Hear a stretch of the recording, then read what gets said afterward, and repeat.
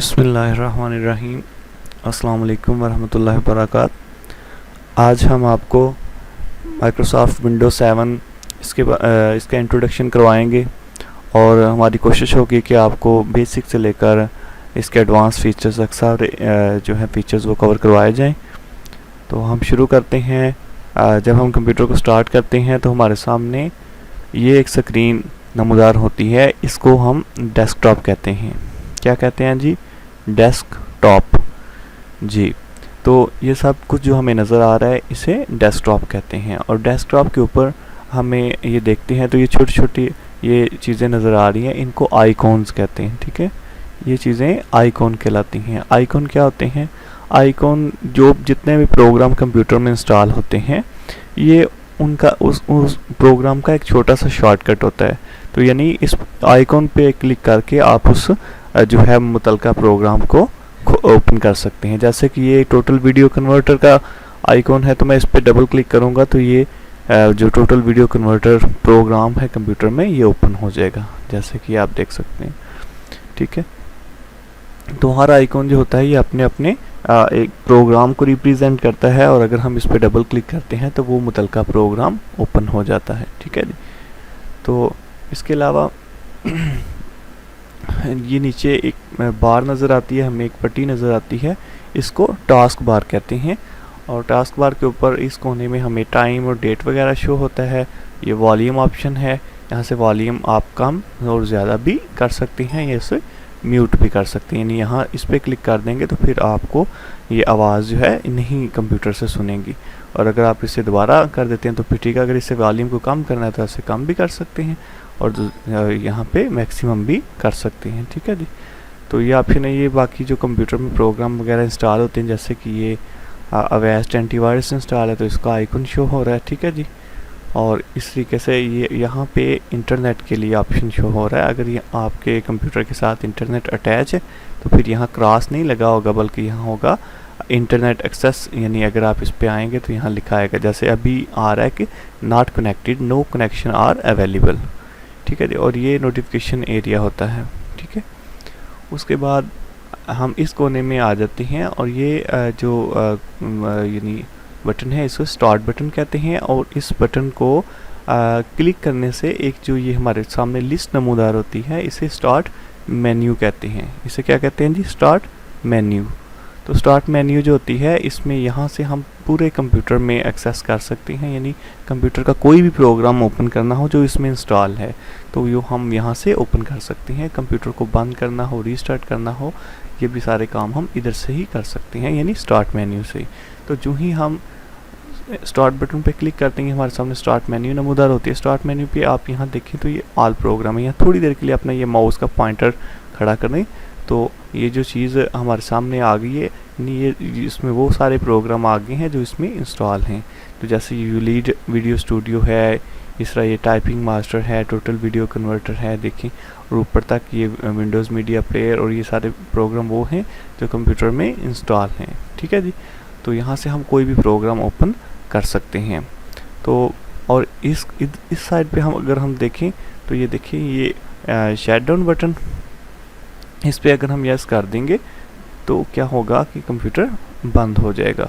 और इसके साथ अगर ये कोने पे देखें तो यहाँ मज़ीद ऑप्शन है, इधर लाएं तो ये देखिए स्विच यूज़र, यानी अगर एक से ज़्यादा यूज़र अकाउंट बने हुए हैं तो एक यूज़र से दूसरे यूज़र को हम स्विच कर सकते हैं।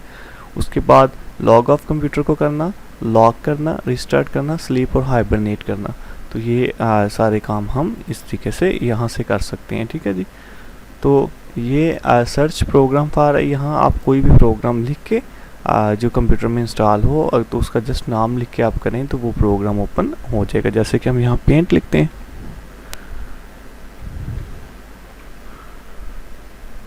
तो ये आप देखिए ये हमारे पास ये पेंट का प्रोग्राम जो कंप्यूटर में इंस्टॉल था वो ओपन हो गया है। तो इस तरीके से यानी जो है हम यहाँ से प्रोग्राम ओपन कर सकते हैं। ठीक है जी। उसके बाद हम इधर आते हैं एक्सेसरीज़। तो ये एक्सेसरीज़ नाम का जो फोल्डर है ना, इसके अंदर जितने भी प्रोग्राम हम इस पर क्लिक करते हैं, इसके अंदर ये जितने भी प्रोग्राम है ना, ये कंप्यूटर में जब हम विंडो इंस्टॉल करते हैं तो उसमें बाय डिफ़ॉल्ट यानी ऑटोमेटिक इंस्टॉल हो जाते हैं। तो ये वो प्रोग्राम है जो हमें बाद में इंस्टॉल नहीं करने पड़ते। कंप्यूटर में बहुत सारे प्रोग्राम हैं जो हम विंडोज इंस्टॉल करने के बाद इंस्टॉल करते हैं, यानी जिस तरह का हमने उससे कंप्यूटर से काम लेना हो उसी के मतलब का प्रोग्राम इंस्टॉल करना पड़ता है। लेकिन ये जो एक्सेसरीज़ है ना, एक्सेसरीज़ के अंदर ये जितने भी सॉफ्टवेयर हैं, प्रोग्राम हैं, ये ऑटोमेटिक कंप्यूटर में इंस्टॉल होते हैं। जब हम विंडो नहीं इंस्टॉल करते तो उसके साथ ये खुद ब खुद इंस्टॉल हो जाते हैं, यानी ये इसके बाय डिफ़ॉल्ट प्रोग्राम हैं। तो देखिए इसमें सबसे पहले कैलकुलेटर, अगर आपने कैलकुलेटर यूज़ करना है तो उस पर क्लिक करें। जब हम इस पर क्लिक करेंगे तो ये हमारे सामने कैलकुलेटर आ गया है। इसका देखिए ये इस वक्त ये साइंटिफिक कैलकुलेटर नज़र आ रहा है, लेकिन जब आप नॉर्मली इसे करेंगे तो ये स्टैंडर्ड इस तरह का नज़र आएगा। जैसे आप कुछ भी इसमें जमा करना हो, माइनस करना हो, यानी कुछ भी करना हो तो यहाँ से देखें ये प्लस माइनस मल्टीप्लाई और ये डिवाइड का बटन है, यहाँ ये जज़र का बटन है। तो ये सारे काम हम कर सकते हैं। और अगर इसी कैलकुलेटर को हम साइंटिफिक कैलकुलेटर बनाना चाहते हैं तो यहाँ व्यू में आए और यहाँ से ये देखें स्टैंडर्ड है इस वक्त, और आप इसे साइंटिफिक पे क्लिक कर दें तो ये साइंटिफिक कैलकुलेटर बन जाएगा। अब आप इससे साइंटिफिक जो है वो सारे काम भी ले सकते हैं, ठीक है जी। और यहाँ से इसे क्लोज़ कर सकते हैं। फिर हम स्टार्ट पे आते हैं, ऑल प्रोग्राम पे आते हैं और एक्सेसरीज़ पे आते हैं। तो एक्सेसरीज़ पे आके ये कमांड प्रॉम्प्ट है, इस पर क्लिक करते हैं तो ये जो पहले जो है MS-DOS नाम का एक ऑपरेटिंग सिस्टम हुआ करता था, उसमें हमें इस शक्ल में वो जो है ना सारे वो चीज़ें नज़र आती थी। यहाँ हम लिख के टाइप करके फ़ोल्डर भी बनाते थे, डायरेक्टरीज भी बनाते थे, कॉपी पेस्ट सारे काम इधर ऐसे ही होते थे रिटर्न। अब भी ये बाज़ कोडिंग वगैरह के लिए, प्रोग्रामिंग वगैरह के लिए यूज़ होता है, तो इसको इसीलिए इस यानी ऑप्शन को अभी भी इसमें शामिल किया गया है। तो यहाँ से हम इसे कैंसिल करते हैं। उसके बाद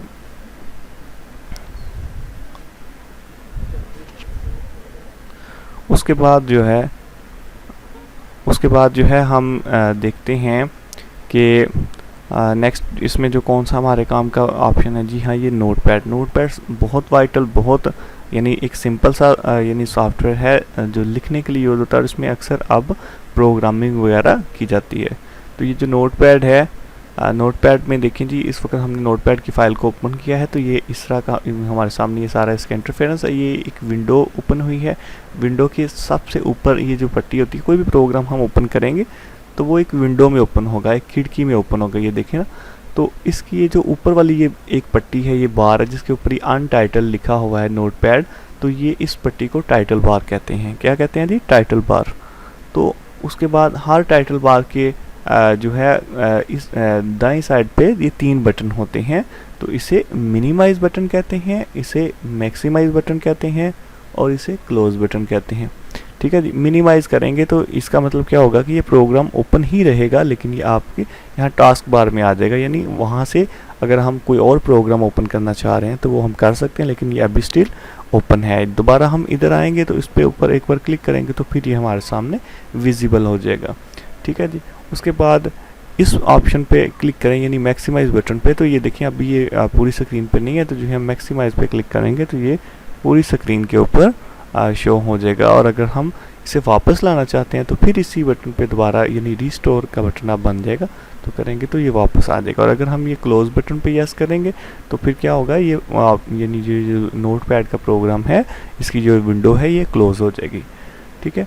अब हम इस साइड पे आते हैं तो यहाँ लिखा हुआ है अनटाइटल्ड नोटपैड। अनटाइटल नोटपैड का मतलब, अनटाइटल का मतलब ये है कि अभी हमने ये फाइल को सेव नहीं किया, और अगर हम सेव ना करें तो ऑटोमेटिक उसका नाम अनटाइटल आता है। और इधर से नोटपैड का ये जो डैश लग के आगे लिखा हुआ है, मतलब ये है कि ये नोटपैड प्रोग्राम की फ़ाइल है। अब हम इधर आते हैं तो ये फाइल में ये इसके मुख्तलिफ मेन्यूज़ बने हुए हैं। इस पट्टी को मेन्यू बार कहते हैं, जिसमें ये file menu, edit menu, format menu, हर मेन्यू में उसके मुतलका ही सारी चीज़ें होंगी। जैसे फाइल मेन्यू में फ़ाइल के मुतलका सारी चीज़ें होंगी, एडिट मेन्यू में एडिट के यानी इसमें चेंजिंग करने के हवाले से, फार्मेट वगैरह में इसको मुख्तलिफ फार्मेट असाइन करने के बारे में होंगी, ठीक है जी। तो अब फ़ाइल क्या होती है, ये जो प्रोग्राम हमारे सामने ओपन है नोटपैड, ये नोटपैड के असल में एक फ़ाइल ओपन है। कोई भी प्रोग्राम हम जब ओपन करते हैं तो उसकी एक फ़ाइल हमारे सामने ओपन होती है, ठीक है जी। तो ये इसी तरह ये भी एक फ़ाइल है। अब हम इस फाइल में को सबसे पहले सेव करना सीखेंगे। तो सेव, क्योंकि कोई भी प्रोग्राम, कोई भी आपने काम करना है तो सबसे पहले आपने उसे सेव करना है। तो सेव करने के लिए हम फाइल पे क्लिक करेंगे और फाइल पे क्लिक करने के बाद ये देखिए new, open, save as, page setup, print और एग्जिट वगैरह बना हुआ है।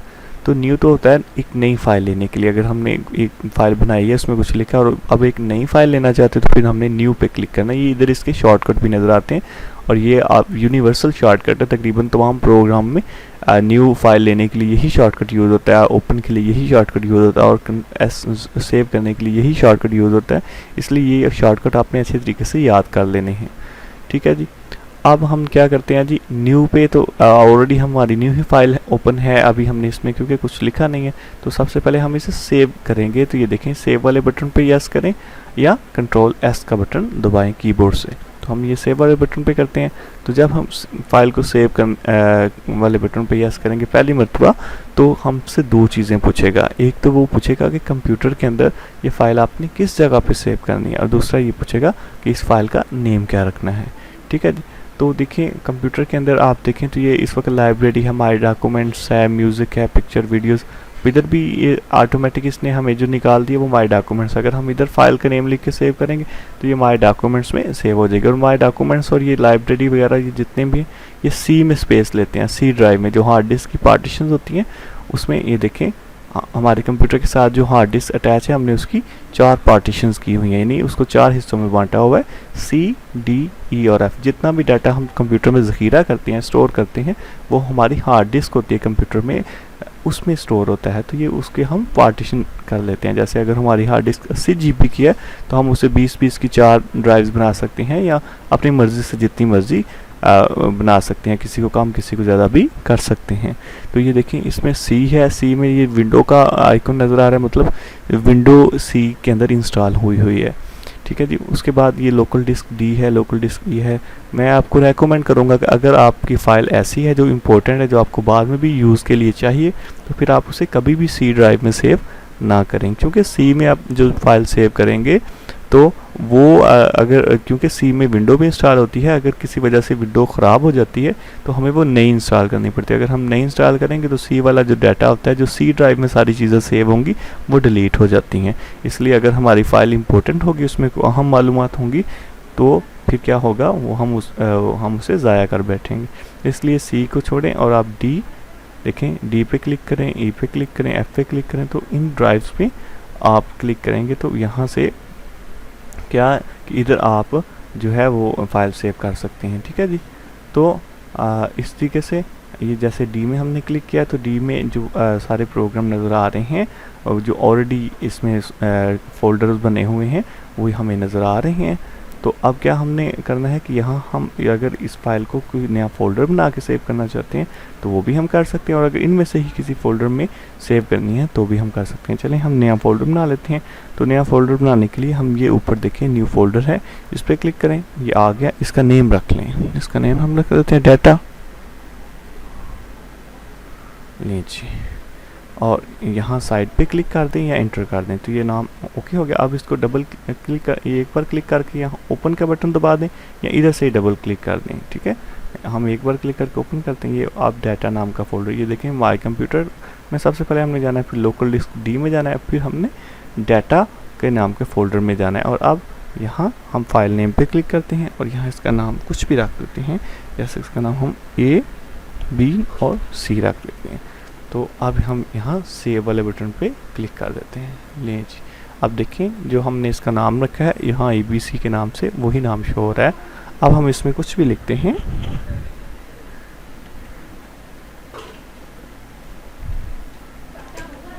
Hello welcome to all of you. देखें जी, हमने लिखा टेक्स्ट, तो इस तरह लिख के अब हम दोबारा फाइल पे आएंगे और यहाँ सेव के बटन पे यस कर देंगे। अब की बार हमें कोई वो ऑप्शन नहीं पूछेगा क्योंकि एक मिनट हम सेव कर चुके हैं। जस्ट ये अब क्या हुआ कि जो कुछ भी हमने नया लिखा है ये भी उस फाइल में वो जमा हो गया है, ऐड हो गया है। अब अगर हम यहाँ से फाइल को क्रॉस कर देंगे और दोबारा इसे ओपन करेंगे तो ये जहाँ तक हमने लिखा है ये हमें ऐसा ही लिखा नज़र आएगा। ठीक है जी। उसके बाद देखें हम अब ये फ़ाइल को यानी इसमें कुछ एडिटिंग करना चाहते हैं तो फिर हमने इस लिखाई को ऐसे सेलेक्ट करना पड़ेगा। माउस का बटन आप प्रेस कर लें और ऐसे इसे ड्रैग करें तो ये सिलेक्ट हो जाएगा। अब सेलेक्ट करने के बाद हम क्या कर सकते हैं, देखिए सेलेक्ट करने के बाद हम इसे एडिट कर सकते हैं। एडिट में क्या है जी, एडिट में जाते हैं हम और यहाँ अनडू है, कट है, कॉपी है। सबसे पहले हम आपको जो है वो कॉपी के बारे में बताते हैं। कॉपी करने के लिए इसका शॉर्टकट Ctrl+C है, इस पर यस करें और यस करने के बाद आप हमारा ये फाइल का जो टेक्स्ट स्टाइल दिखाई है ये कॉपी हो गई है। अब हम इंटर प्रेस करके, जिधर हम इंटर प्रेस करके नीचे वाली लाइन पे आना और जहाँ पर आके इसको हम चाहते हैं पेस्ट, वहाँ आएँ और फिर एडिट में आके यहाँ पेस्ट, और इसका शॉर्टकट भी है Ctrl+V। आप पेस्ट के बटन पे करें तो ये देखें उधर भी ये सेम टू सेम है और इधर भी सेम टू सेम है। एक बार लिख के अगर हमें एक चीज़ एक से ज़्यादा मरतबा चाहिए तो हम हर बार उसको लिखने की ज़रूरत नहीं है, बल्कि हम उसे कॉपी और पेस्ट कर सकते हैं। ठीक है, अब एक बार हमने कॉपी कर लिया, अब इसकी जितनी बार मर्जी हम इसको पेस्ट कर सकते हैं। जैसे Ctrl+V, Ctrl+V, Ctrl+V, inter, inter से नीचे वाली लाइन पे आना, Ctrl+V, Ctrl+V, फिर इंटर। ये देखिए इस तरीके से तो ये हमने एक चीज़ को कॉपी किया और देखिए फिर उसको अपनी मर्ज़ी से जितनी बार मर्ज़ी हम पेस्ट कर सकते हैं। तो ये कॉपी का ऑप्शन है। कॉपी करने के बाद हम क्या करते हैं, पेस्ट। कॉपी का शॉर्टकट है Ctrl+C और पेस्ट का है Ctrl+V। हम इस सारे को सिलेक्ट करते हैं, हमें ये नहीं चाहिए तो सिलेक्ट करके डिलीट का बटन कीबोर्ड के ऊपर है वो भी प्रेस कर सकते हैं, या बैक स्पेस का बटन बना हुआ है उसको प्रेस करें तो ये क्या होगा, वो जो भी लिखाई हम चाहते हैं कि हम डिलीट करना वो डिलीट हो जाएगी। हम उसको सिलेक्ट करके ऐसे करेंगे। अब हम चाहते हैं कट का सीखना, तो कट के लिए हम क्या करेंगे कि इधर जो है इसको सिलेक्ट करेंगे। ये देखें जी, इसको हमने सिलेक्ट किया और हम चाहते हैं कि ये चीज़ इधर से ना ख़त्म हो जाए बल्कि किसी और जगह चली जाए, तो फिर इसके लिए हम कट का ऑप्शन यूज़ करेंगे। एडिट में, कॉपी में ये होता है कि एक चीज़ उधर भी रहती है और सेम टू सेम नई जगह भी चली जाती है, लेकिन कट में एक चीज़ एक जगह से ख़त्म हो जाएगी। जैसे ये देखिए यहाँ से ख़त्म हो गया और हम इसे ऊपर ले जाना चाहते हैं, यहाँ हम इसे पेस्ट करना चाहते हैं, तो यहाँ आके एडिट में ही आएंगे और हम यहाँ से पेस्ट का बटन दबा देंगे। अब देखें ये यहाँ पेस्ट हो गई है। ठीक है जी, तो ये आप फ़र्क है कट और कॉपी में, यानी कट में एक चीज़ जहाँ से कट करते हैं वहाँ से ख़त्म हो जाती है और नई जगह जहाँ पे पेस्ट करते हैं वहाँ चली जाती है, जबकि कॉपी में एक चीज़ उधर भी रहती है और जितनी बार मर्जी उसको पेस्ट करें वहाँ भी चली जाती है। ठीक है जी, ये था कट और कॉपी करना। ठीक है जी, उसके बाद ये अंडू का बटन है, तो अंडू किसे कहते हैं, एक स्टेप पीछे जाना। जैसे अभी हमने इसे कट करके इधर लाए हैं कॉपी के, अगर हम एक स्टेप चाहते हैं कि नहीं हम वैसे ही जैसे पहले थे वैसे ही हो जाए, तो ये हम फिर क्या करेंगे, अंडू करेंगे। इसके लिए हम एडिट में आके ये देखें इसका शॉर्टकट भी है Ctrl+Z, तो हम अंडू करेंगे तो ये देखें वो अंडू हो गया। ठीक है, और अब क्या हो, अब वो पीछे चला गया, यानी एक स्टेप पीछे चला गया। तो अब दोबारा से अंडू करेंगे तो फिर वो वापस आ गया, जो अभी हमने स्टेप पीछे किया वो एक स्टेप दोबारा आगे आ गया। ठीक है जी, तो इस तरीके से ये अंडू है। उसके बाद ये पेस्ट हम ऑलरेडी सीख चुके हैं, डिलीट का हमें पता चल चुका है।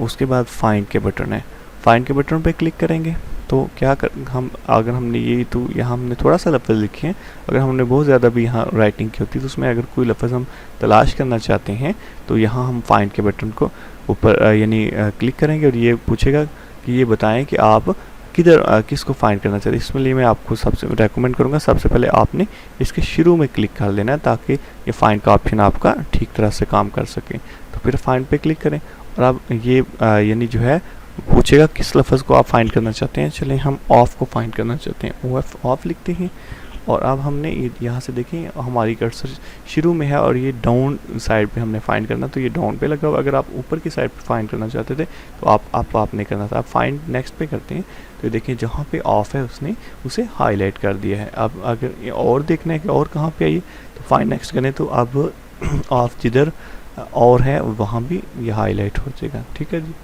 तो इस तरीके से ये तीसरा हो गया। अब ये फाइंड नेक्स्ट करते हैं तो कहता है कि कैन नॉट फाइंड ऑफ, यानी इसके आगे वो नहीं लिखा हुआ तो कहता है इतना ही है, ओके कर देते हैं। तो इस तरीके से हम फाइंड करते हैं। ठीक है जी, और अब हम एडिट पे आते हैं और एडिट में आके अब हम ये जो है रिप्लेस का एक बहुत अहम ऑप्शन है, इसको भी स्टडी करते हैं। तो रिप्लेस पे हम यह रिप्लेस का क्या मतलब है जी, रिप्लेस का मतलब ये है कि अगर हमने कोई ऐसे डॉक्यूमेंट्स में काफ़ी जो है वो मवाद लिख दिया है और उसमें हम कुछ गलत लिख गए हैं या किसी लफ्ज़ के स्पेलिंग गलत लिख गए हैं, तो स्पेलिंग गलत लिख गए हैं, तो अब क्या करते हैं, हम उसे चेंज करना चाहते हैं। तो देखें, अगर हम हर एक को अब देख देख के करते रहेंगे तो फिर तो हमारा बड़ा टाइम वेस्ट हो जाएगा। तो इसके लिए हमारे पास ऑप्शन है, जैसे अगर हम यहाँ ऑफ की जगह फॉर लिखना चाहते हैं तो यानी अब हम आसानी से ऐसा कर सकते हैं, हम फाइंड वर्ड में जिस लफ्ज़ को हमने चेंज करना है उसको लिखें, जैसे हमने ऑफ को चेंज करना है, और रिप्लेस विद में वो लफ्ज़ लिखें जिसको हमने उसके मुतबादल लिखना है, जो असल में हम अब लिखना चाहते हैं। तो हमने फॉर किया और रिप्लेस ऑल पे अगर हम क्लिक करेंगे तो इस सारी डॉक्यूमेंट में जहाँ जहाँ भी है ये ऑफ को ख़त्म करके वहाँ पे फॉर कर देगा। देखिएगा, रिप्लेस ऑल पे क्लिक कर दें तो ये देखें, welcome to all for you. ठीक है जी, तो ये हमारे पास एक बहुत ज़बरदस्त ऑप्शन था रिप्लेस वाला। तो रिप्लेस में यानी क्या हम करते हैं कि एक लफ्ज़ अगर हमसे कोई गलती से लिखा जाए या हम उसको चेंज करना चाहें, जो एक डॉक्यूमेंट में पहले काफ़ी मरतबा लिखा जा चुका है, तो हम यहाँ पे उस लफ्ज़ को जिस लफ्ज़ से मुतबादल चेंज करना चाहते हैं उससे कर सकते हैं। ठीक है जी, उसके बाद ये सिलेक्ट ऑल का ऑप्शन है, तो सिलेक्ट ऑल पे क्लिक करके इसका शॉर्टकट कंट्रोल+A है, तो इस पर क्लिक करेंगे तो ये सारा जो है हमें जो लिखाई है जितनी भी लिखी होगी इस डॉक्यूमेंट के अंदर, इस फाइल के अंदर, वो सारी सिलेक्ट हो जाएगी। ठीक है जी, तो ये है। उसके बाद ये इसका फॉर्मेट मेन्यू पे आते हैं। फॉर्मेट मेन्यू में आके ये देखें फ़ॉन्ट, ये अगर हम देखें ना, ये लिखाई जो हमने लिखी इसको, इसका फ़ॉन्ट वगैरह चेंज करना चाहते हैं, इसका साइज़, तो फॉर्मेट पे आएँ और यहाँ से फ़ॉन्ट पे क्लिक कर दें। तो जो ही फ़ॉन्ट पे क्लिक करेंगे तो ये जितने फ़ॉन्ट कंप्यूटर में इंस्टॉल हैं यहाँ से देखें ये सारे हमें नज़र आ रहे हैं, मुख्तलिफ़ तरह के ये फ़ॉन्ट हैं, और इधर इनके दूसरे ऑप्शन भी नज़र आ रहे हैं, यानी रेगुलर सूरत में होगा। और ये एक सूरत है, इसमें आप यहाँ से सैम्पल चेक करें, इस तरह का फ़ॉन्ट हो जाएगा, बोल्ड में इस तरह मोटा हो जाएगा, और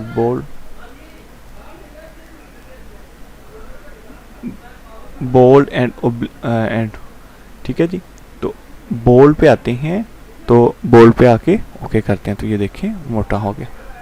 फॉर्मेट फ़ॉन्ट, अब ये साइज़, यहाँ से साइज़ लिखाएगा, आप जितना भी करना चाहें। देखें, हम 20 करते हैं और ओके करते हैं, तो ये देखें पहले से ये बड़ा हो गया। ठीक है, सेलेक्ट करते हैं, फॉर्मेट पे आते हैं, फ़ॉन्ट पे आते हैं, और अब हम इसका जो है यहाँ से स्टाइल चेंज करना चाहते हैं, तो ये देखें पहले किसी और तरह से लिखा हुआ था और अब आप देख सकते हैं ये किसी और तरह के, लिखने के बाद हम उसके स्टाइल भी चेंज कर सकते हैं। ठीक है जी, देखिए कोई भी बहुत सारे स्टाइल हैं, यहाँ से आप इसको पकड़ के नीचे भी ला सकते हैं। तो ये देखें, तो इस तरह करके आप मुख्तलिफ स्टाइल अप्लाई कर सकते हैं। ठीक है जी, ये देखिए, तो ये इस तरह आगे व्यू मेन्यू है और स्टेटस बार है, इतना हम नहीं है। ठीक है जी, और ये हम बाद में आपको जो प्रोग्राम करेंगे माइक्रोसॉफ्ट वर्ड वगैरह उसमें डिटेल से इंशाल्लाह ये बताएंगे। तो ये था हमारा जो है नोटपैड। अब हमने जो भी चेंजिंग की इसको भी सेव करना है, तो फाइल और सेव बटन पे प्रेस कर दें, तो ये चेंजिंग जो हमने अभी की है ये भी उसमें सेव हो जाएगी। ठीक है जी, अब हम अगर फाइल को क्लोज़ कर देंगे और दोबारा हम इधर आते हैं और नोटपैड ऑल प्रोग्राम एक्सेसरीज़ और नोटपैड को ओपन करते हैं। तो अब देखिए हम फाइल, और अब हमने वही फाइल खोलनी है, तो ओपन पे क्लिक करना है। तो ओपन पे करेंगे, अब हमसे पूछेगा ये फाइल आपकी कहाँ है। देखिए हमें याद है, मैं सी में यानी फाइल किधर सेव की थी, डी में आना है, यहाँ पे साइड पे क्लिक करना है। अब डी वाले सारे फोल्डर हमारे सामने हैं, तो डी में हमने किस फोल्डर में ये फाइल ओपन की थी, बनाई थी, डी के अंदर हमने डाटा नाम का फोल्डर बनाया था। तो ये डाटा के फोल्डर के ऊपर क्लिक करके इधर ओपन पे क्लिक करें, और अब इसमें ये देखें ABC नाम की फ़ाइल पड़ी हुई है, इधर इसकी क्रिएटेड डेट भी लिखी हुई है, इस पर क्लिक करें और यहाँ से ओपन कर दें, तो ये वही फ़ाइल हमारे सामने ओपन हो चुकी है। ठीक है जी, अब ये था हमारा नोटपैड का तारफ़, और आज के लेक्चर में इतना ही। उसके बाद इंशाल्लाह नेक्स्ट लेक्चर में हाज़िर होंगे आपके सामने विंडोज़ के और फीचर्स लेके। तो दुआओं में याद रखिएगा और हमारे चैनल को सब्सक्राइब करना ना भूलिएगा। ठीक है जी, ओके जी, अल्लाह हाफिज़।